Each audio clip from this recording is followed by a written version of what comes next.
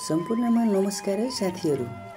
आज म तपाईहरुलाई चिनाउन चाहन्छु एकदमै बहुउपयोगी नेपाली जडीबुटी जुन चाहिँ हाम्रो गाउँघर आँगन जताततै पाइन्छ। यसको नेपाली नाम चाहिँ पाती हो भने साथीहरू अंग्रेजी नाम चाहिँ मगवट हो र यसको वैज्ञानिक नाम चाहिँ आर्टेमिसिया वल्गेरिस हो। यो चाहिँ 1 देखि 5 फिटसम्म अग्लो हुन्छ साथीहरू। यो चाहिँ 0 देखि 3500 मिटरसम्मको उचाइमा पाइने गरेको छ साथीहरू। यो तराईदेखि उच्च पहाडसम्म हामीले यसको उपस्थिति देख्न सक्छौं।